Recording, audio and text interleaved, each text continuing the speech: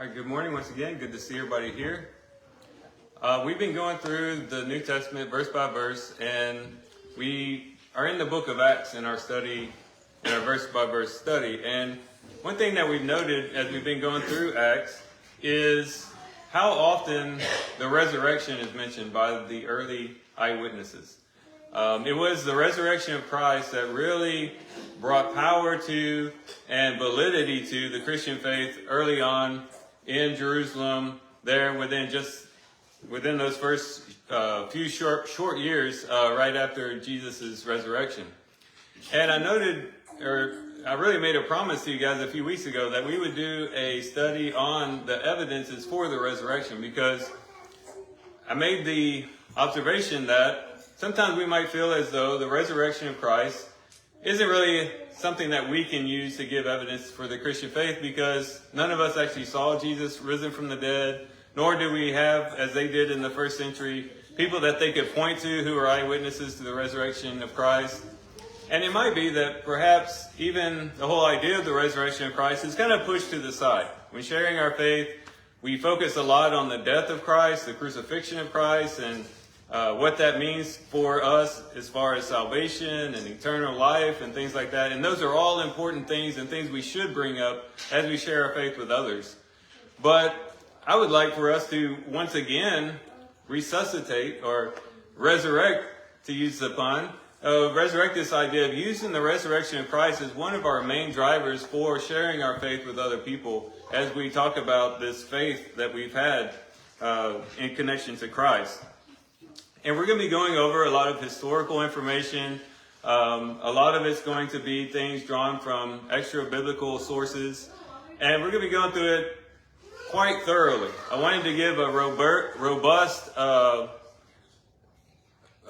evidences for the resurrection. And as such, we're probably going to be in it a little bit longer than I originally anticipated. We might be speaking about it today and maybe one more Sunday. Beyond that, if not even further. There's just so much information out there, so much evidence that we can draw from in connection to the resurrection of Christ. But before we get into those, I wanted to answer the question of why. Why go through all this material about the resurrection? Why take the time to sit back and reflect on these things? Because in all likelihood, some of you may be sitting there and saying, well, Joey, I already believe in the resurrection of Christ. Why do I have to go through this information? Why would we dig into all of this and spend so much time on it? Well, in 1 Peter chapter 1 and verse 15, we have at least one reason why we would do that. There the Apostle Peter says, "But sanctify Christ as Lord in your hearts, always being ready to make a defense to everyone who asks you to give an account for the hope that is in you." There we have a charge, an apostolic charge, to be able to defend the hope that we have, to be able to give arguments and evidence for what we believe. Now, it might be that our faith isn't necessarily based on having all this information, and that may not be how we initially came to faith. And it's important to understand there's a difference between knowing something is true and showing something is true. You may already know that the resurrection was a historical event. You may already know that Christ is risen from the dead, therefore confirming the fact that he is the Son of God and that he did bring redemption for our sins. You may know that, but 1 Peter chapter 3 teaches us that we need to also be able to show that to others, to be able to express that to others and share that faith with them. And so having some handy evidences in your tool belt as you're talking to people, as you're interrelating with people, is very helpful and useful to have. But someone may go further and say, well, Joey, everyone that I know and everyone that I come into contact with on a daily basis already know what I believe, and they don't really question my faith, and so why would I need these evidences? And there I would say, you really never know when something like this is going to come up. You never know when one of your children might come and say, you know what, I've been questioning things, Mom or Dad, what's your take on the resurrection? Do we have any evidence for it? Is it really a valid belief?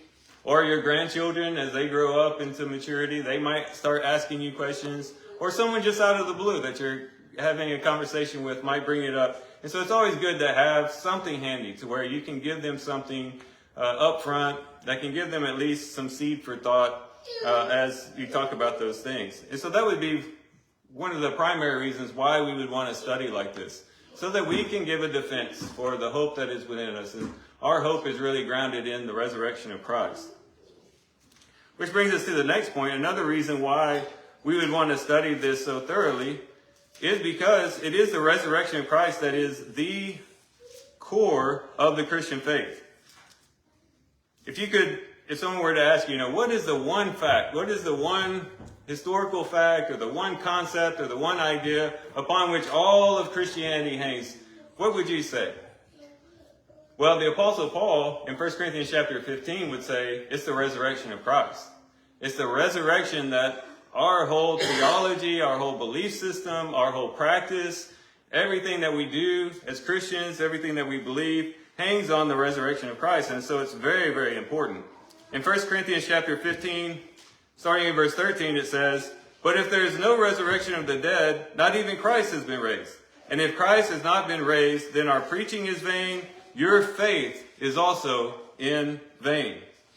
Moreover, we are even found to be false witnesses of God, because we testify against God that he raised Christ whom he did not raise, if in fact the dead are not raised. For if the dead are not raised, not even Christ has been raised. And if Christ has not been raised, your faith is worthless."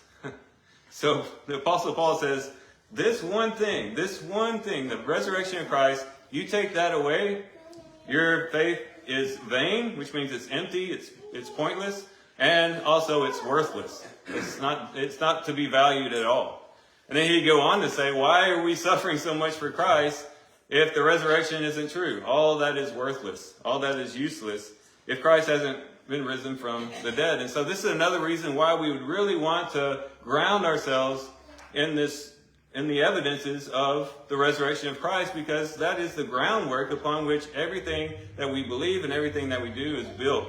And so it's very, very important that we are able to articulate why we believe this. But one thing I would say, and I want to make this point clear, I wouldn't go so far to say that a person's belief in the resurrection isn't justified unless they know all these facts, okay? You might have been a Christian for 50, 60 years and you never knew about Cornelius Tacitus who talked about the crucifixion of Jesus. You may not know Flavius Josephus and the way that he quotes things or quotes from him that give historical evidence. You may never have heard of these things. That doesn't mean that your faith was not valid. All these things do is just further strengthen our faith and help us to have all the more confidence that what we believe is actually the truth. And so it's kind of like you probably grew up under your father and your mother or whoever was your guardian. We'll go with the father and mother just to stick with the analogy. Were you justified in believing that they were your parents long before you were able to read, or long before you ever were able to look at your birth certificate and find their name on the birth certificate? You went years believing that your parents were your parents without any really evidence for it. You just, what philosophers call a priori knowledge. It's just a basic knowledge. This is my parents. I just know they're my parents. Now, until someone brings you some contradictory evidence against that, you're completely justified in believing they're your parents.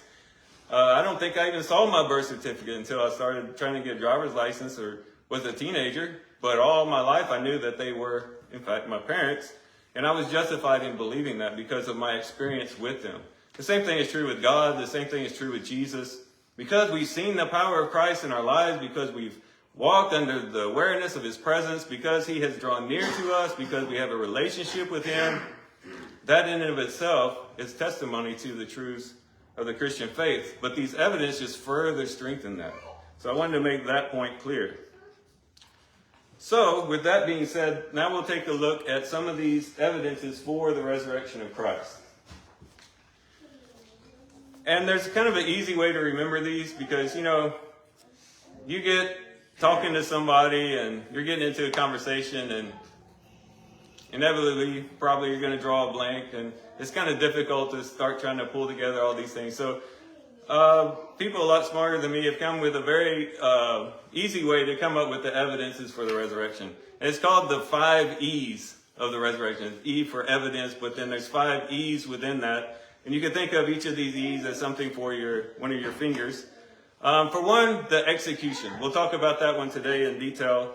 The execution is part of the evidences for the resurrection of Christ.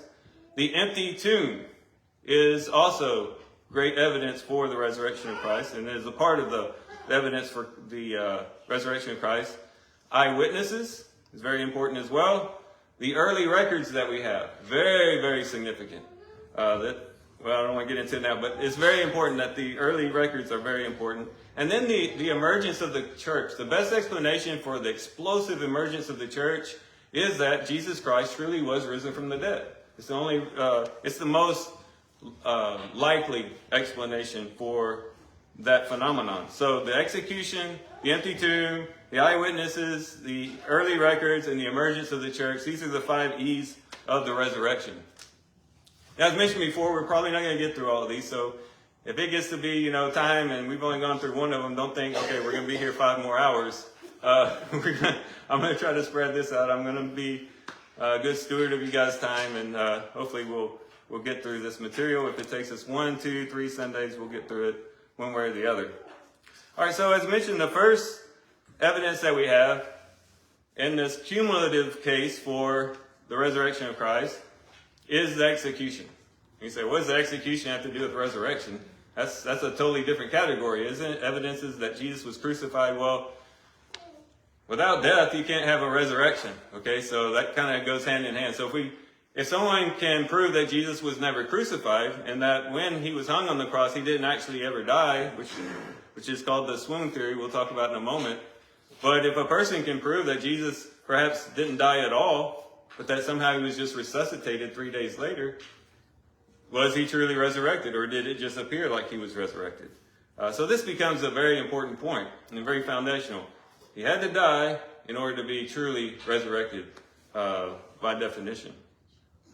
So this is where we get into some of the more historical, maybe a little bit dry material, but I think it's very important to know that when it comes to the crucifixion of Christ, we don't just have the Bible as a resource for this. Now, I would say the Bible is really the only source you would need if you really believe that it is the Word of God. And it's even a good source for someone who doesn't believe in God, just if for nothing else, for historical reference. This happens all the time. We can learn a lot about Grecian society from Homer, the Iliad and the Odyssey. We can go back and read that. It's full of polytheism, and it's theologically loaded material, but we can learn a lot about a lot of historical things just looking at those books, even if we don't accept the theological claims that it makes. The same thing true is with the New Testament. You can use it as a reference, and when you're sharing it with others who don't really believe that that is the Word of God, it's not circular reason. You're just saying this is a historical document, accept it as the Word of God or not. It's a historical document that attests to these things that happen. Now, these references that I have are not in the Bible. And so for some, it might give a little bit of weight in showing that these are people who have testified to the fact that, one, Jesus lived and that he was an actual person. Some people would question that. Scholars don't really claim that anymore. You'd be really off in left field if you didn't believe that Jesus at least existed. There's so much evidence for it. But the person that you come across off the street, the person that you might interact with at work, might make that claim that Jesus didn't actually exist. He's just someone made up historically. And so it gives us evidence for that, but also for the crucifixion, because all of these historical figures actually mention the crucifixion, the execution of Christ in their writings, and most of them were not Christians and were actually antagonistic against Christianity. So these aren't people who are just trying to, well, let me talk about the crucifixion of Jesus because that's what I believe already. These are people who are antagonistic to the Christian faith, and they mention it in attacking the Christian faith, okay? So let's take a look at some of these.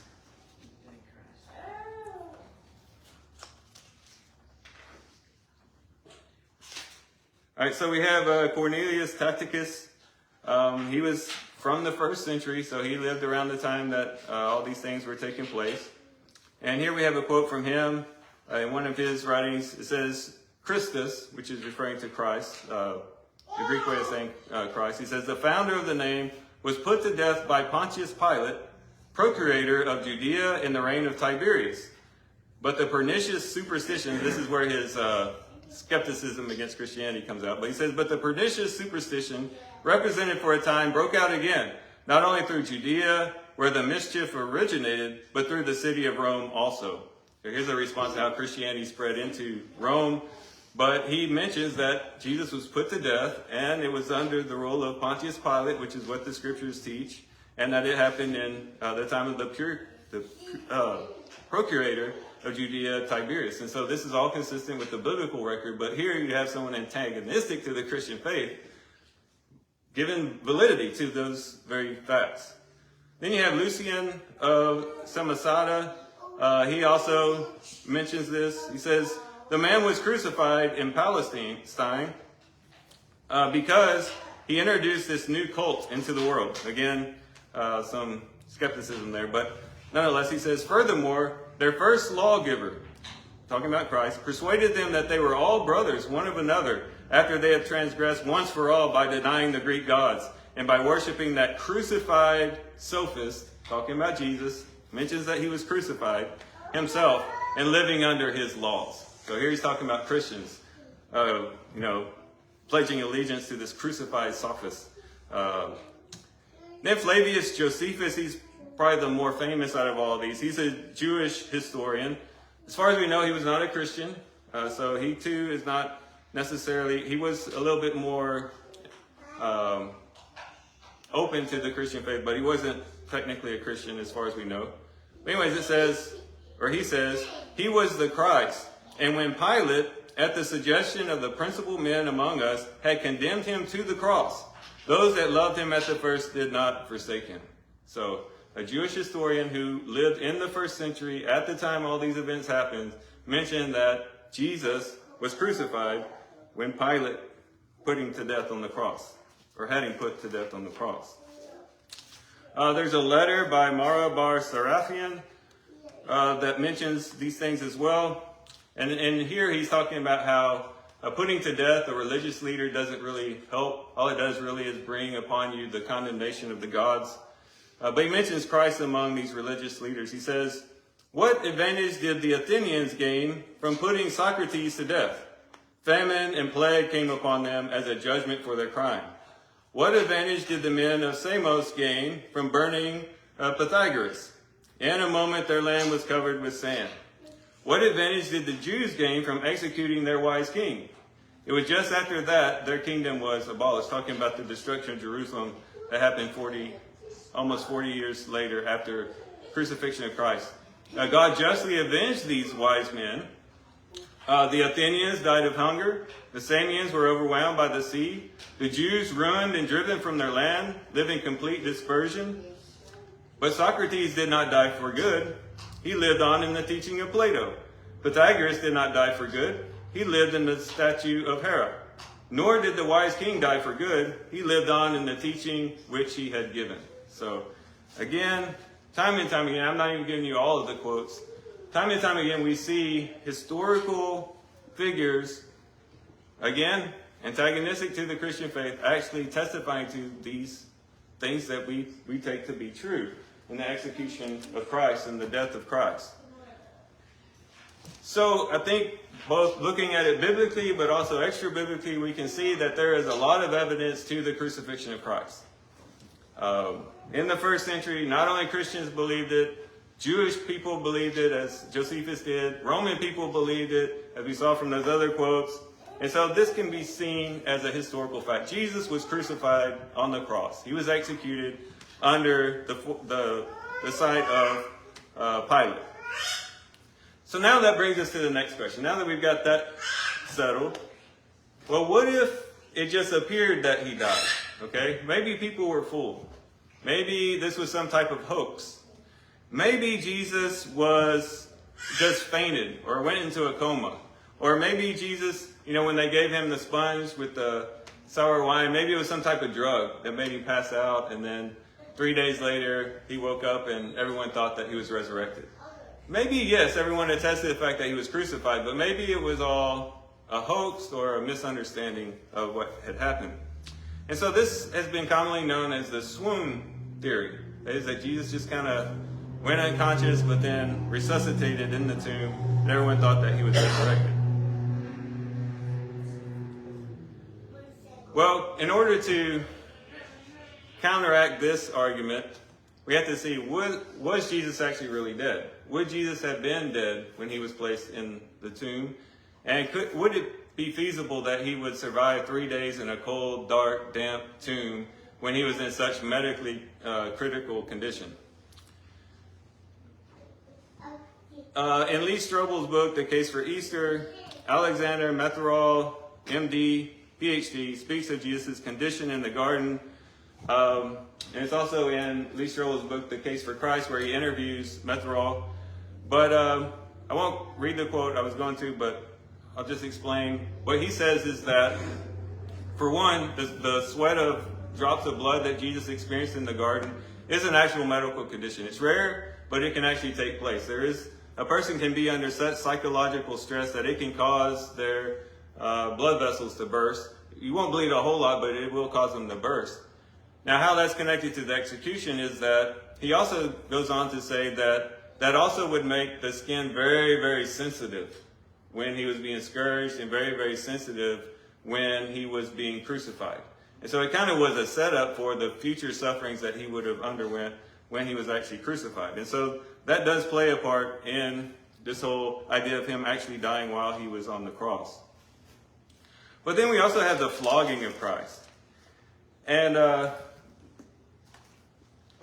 there we have also some descriptions of what would have gone on there.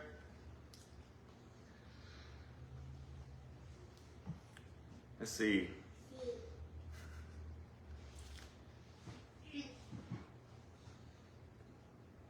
You know, this is pretty graphic material. It's pretty gross. I don't want to get too. I want to be sensitive to you guys. It is pretty gross. I'll just be honest with you. The way that flogging took place, it would leave the veins open. It would actually leave the intestines open. It was just excruciating. So I'm going to spare you the quote, actually. You can study it on your own. Go online, look up flogging in Jesus' time. If you watch The Passion of Christ by Mel Gibson, that's a pretty good picture that you can draw up of what it would have been like. But the point being was that the flogging would have been so horrific that in and of itself would have caused Jesus to be in medical critical condition, to the point that, hey, we need to call 911. The loss of blood would have caused hypovolemic shock, which would have caused him to get the low amounts of blood in the bloodstream. It would have caused his blood to become very acidic. There's a lot of different things that would have happened in connection to just that. But it is not plausible at all that even if he was flogged and then immediately put in the tomb, in that dark, damp tomb, where he really needed to be in a hospital bed, that he would have somehow just miraculously got up and been walking around like everything was fine. Just not possible. Or not probable, we would say, but probably even say not possible. This hypovolemic shock causes the heart to race to pump blood that's not there. The blood pressure drops, causing fainting or collapse. Remember in the movie, he's falling down a lot, maybe because of that hypovolemic shock. But anyways, the kidneys stop producing urine to maintain the volume of liquid left in the body. The person becomes very thirsty as the body craves fluid to replace the lost blood volume. Remember, Jesus on the cross said, I thirst. And that definitely would testify to this experience. So it can be clearly seen that Jesus was in a critical condition even before being placed on the cross. But now we get to the cross itself, and that too, again, very graphic. But I think to some degree we need to know a little bit about how it would have gone down, because you can see all the more how this would not cause him just waking up all of a sudden on Sunday morning as though everything is fine. That wouldn't have been very possible or probable. In crucifixion, he would have been stripped of his clothes, which would have reopened the wounds that were already there, laid down on a crossbeam with a 5 to 7 inch spike drove through the wrist. Back then, the wrist was considered part of the hand. That's why they say he was pierced in the hands, even though it's probably more in the wrist, because the palms wouldn't have been strong enough to hold him up. They had to invent a word for how excruciating it was. That word excruciating is a word made to describe the pain that was on a cross. You can probably point out the excruciating crucifixion is found in that word.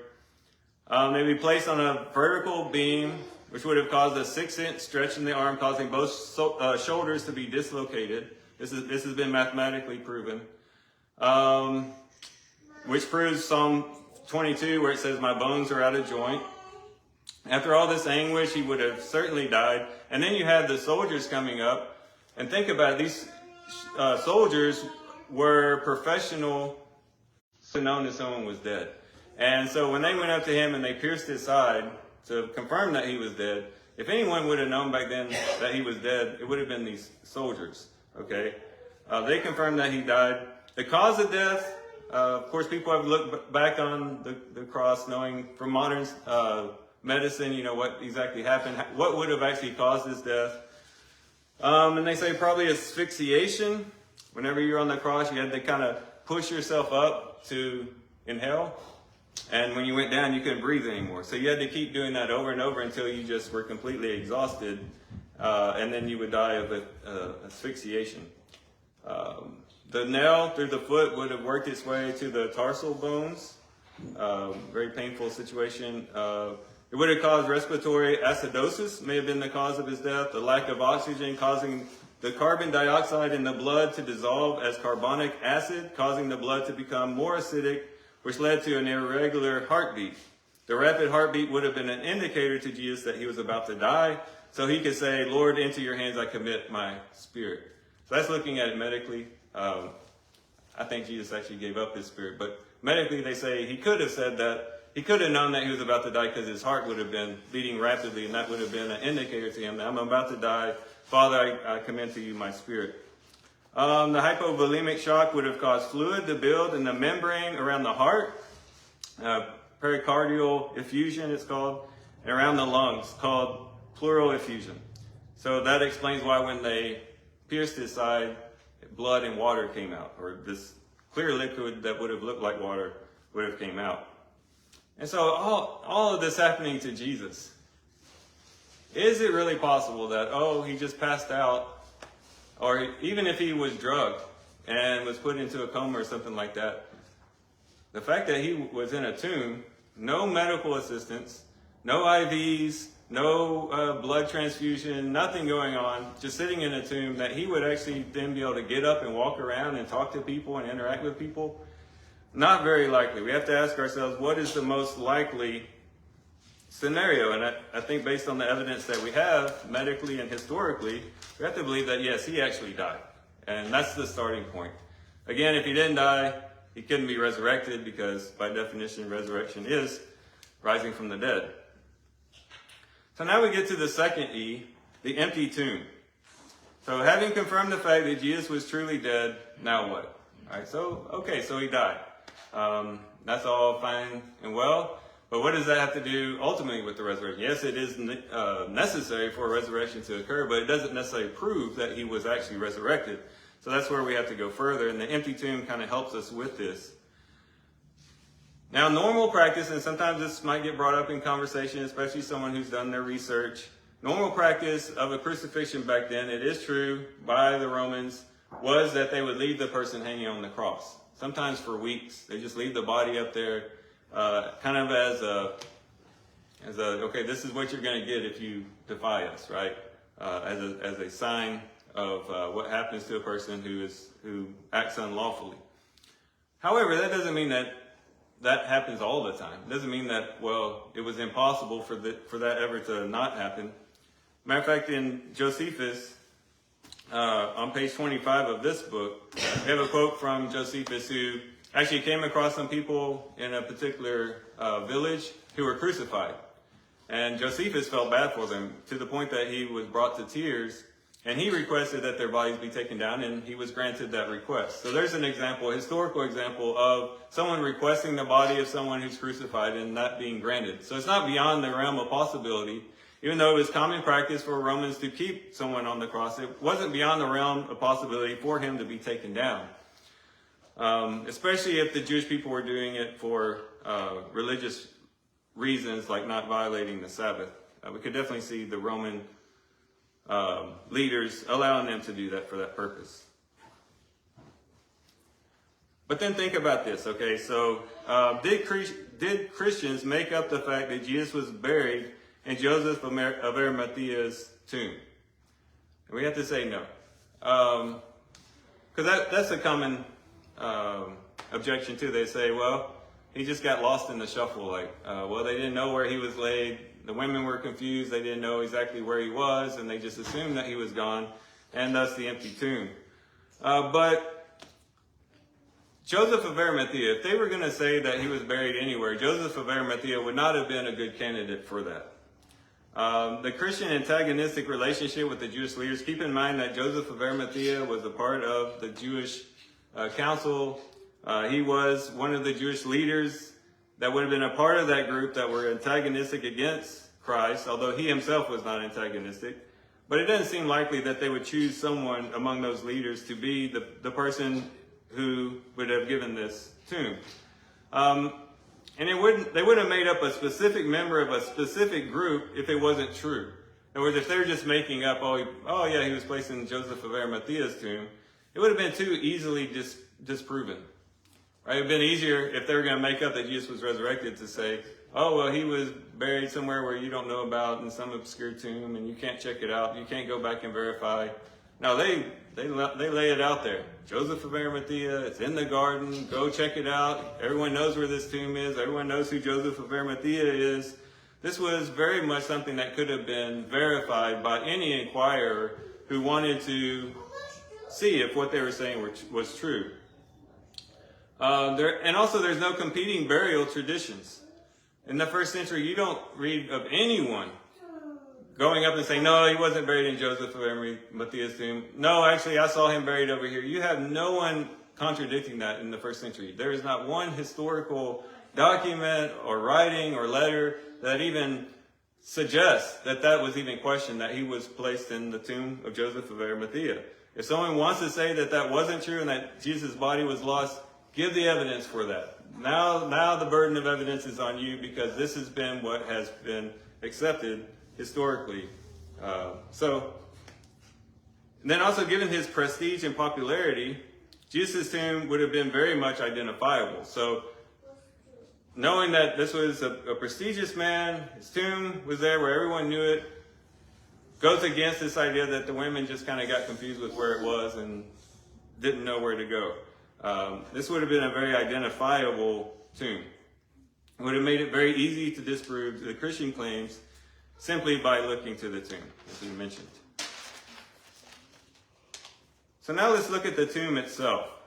Okay, so given this, let's say, okay, yeah, we're going with Joseph of Arimathea's tomb is the right tomb. That's the only evidence that we have. That's the only assertion that we've been given from the first century, that he's in Joseph of Arimathea's tomb. Given the description of the tomb, the gospel accounts would have been very accurate, for this too would have been disprovable. In other words, if they said it was in a cave, or is in a rock, and actually Joseph of Arimathea's tomb was actually in the ground or something like that, okay, that would have been very much disprovable. So these descriptions, we have to say, must have been accurate. Otherwise, the whole Gospels could have been thrown out as bogus to begin with. But we find in Matthew 27, verses 57 through 66, that it was a new tomb. And that's very important, because there's no risk of confusing it with another body. With Jesus out, it's completely empty. So it's brand new. No other body had been laid in there. So it's not like where you got 15 bodies in this tomb. One of them's missing. Okay, well, there must have been a mix-up somewhere. He was the only one placed in it. When he's out, the tomb's completely empty. So it's very clear that he's not there when you see the empty tomb. It's also described as being hewn out of a rock. The solid walls that would have made it very difficult to break in. So this isn't like in some hut or something like that where they could go through the ceiling or break through the walls. This is in solid rock. You can't just break through that. Especially not in one night. Let's see. Then there was a large stone in front of it covering the door. This would have been sealed as described. And it would have made it very difficult for a small band of men to roll it away, especially without the notice of the guards.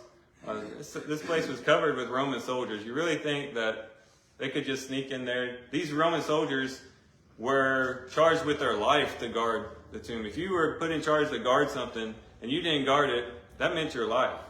And one of them, maybe you could argue one soldier fell asleep, but to say that all of them fell asleep at the same time, and these professional soldiers, they all fell asleep at the same time and allowed them to come in, and then that they were able to roll the stone without waking up anybody, not very probable.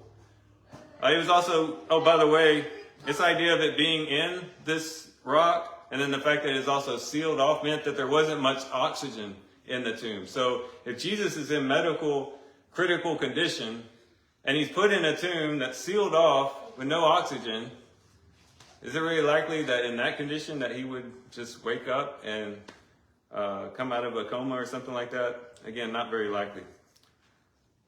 Okay, we talked about it being well guarded. And then we have to ask ourselves, what was the disciples' motivation to steal the body? Time and time again in the gospel accounts, what do we find? Jesus mentions the resurrection, and it's just like, whew, they don't get it. They didn't really completely understand that Jesus had to be resurrected until after it happened. And even after it happened, they still were like, I don't know. They were still kind of questioning things. Peter and John ran out to the tomb and didn't really fully embrace it until they saw the tomb empty. And so the idea that what would be their motivation to steal the body? To risk their own lives, to risk their own necks, to take away the body, to prove a particular theological point that they didn't even believe yet? Not very likely. Not very likely at all. And then think about this. On Sunday morning, the empty tomb was first discovered by women. And this flies in the face of first century Jewish society. A woman's witness was worthless to them back in the day. I'll just read you a quote this time. This is from The Case for Christ by Lee Strobel. And there he's interviewing Dr. William Lane Craig, who is a famous Christian philosopher. And this is what he says. He says, women were on a very low rung of the social ladder in the first century Palestine. There were old rabbinical sayings that said, let the words of the law be burned rather than delivered to women. And blessed is he whose children are male, but woe to him whose children are female. Horrible, horrible attitude. But women's testimony was regarded as so worthless that they weren't even allowed to serve as legal witnesses in a Jewish court of law. All right, so if you were making it up and you wanted to postulate some witnesses that saw that the tomb was empty, in that society, at that particular point in time, you would not have just chosen women. That was not socially acceptable. The only reason you would say women saw the tomb empty was if women saw the tomb empty and you were trying to give an accurate account of what happened, even though it might be a knock against your case. The fact that they say that, again, gives validity to the fact that, yes, the women did see the empty tomb and that it's being recorded accurately for us in the Gospels. So was the tomb truly empty? Well, the Jewish leaders thought it was. In Matthew 28, verse 11 through 15, there's this whole discussion of what to do about the tomb being empty. The Christians thought it was. Acts 2, 25 through 32 that we studied a while back definitely testifies that. He says, Jesus has been resurrected, to whom we are all witnesses. And more importantly, no one historically or scripturally ever claimed it was anything but empty. The point of contention was, how did it get that way? No writing anywhere ever says that, no, the tomb was empty, their body was there the whole time. No one produces the body of Jesus to say, look, you guys are wrong. Here's his body, we have it right here. There is no one, historically, scripturally, anywhere that says that it was anything but empty. Again, the contention was, how did it get empty? And that's where all the argument took place. How do we explain it? How do we get around this? And how do we try to go against this Christian faith, which claimed that the tomb was empty? And so these are the first two E's, and I think that's all we have time for this morning. But these are two very, very important ones. Of course, the execution is important. As mentioned, no resurrection without an actual death. And I think it's pretty clear medically, historically, that Jesus was crucified and that he actually died. There is no resuscitation. There is no coma that he came out of. He definitely would have been dead. But then not only was he died and buried, but the tomb became empty on the third day. Very consistent with the Christian view. And then next week we'll look at the eyewitness accounts that we have. And we'll kind of bolster this evidence for the resurrection of Christ by looking at the eyewitnesses. Were they good eyewitnesses? Are they reliable? Were they making it up? Did they hallucinate? Did they just think they saw Jesus? Is that even a possibility? We're going to look at some more modern psychological information that talks about hallucination. Is it possible for a group to have the same hallucination at the same time? Anyways, we'll get into that next week, Lord willing. So these are two of the evidences for the resurrection of Christ. Hopefully they're helpful for you. If nothing else, to bolster your faith, to help your faith become more stronger and more confident in what you believe in connection to the resurrection. And with that, we'll close. If there's anyone here in response to the resurrection of Christ, you want to give your life to Christ. You realize, yes, he was executed, he was put to death, but it wasn't arbitrary, it wasn't just a random thing that happened. He did it for me. He died for me so that I could have a relationship with God, and I could be brought back into a relationship with him. If you'd like to give your life to Christ this morning, please come forward as we stand and sing the song that JT has prepared.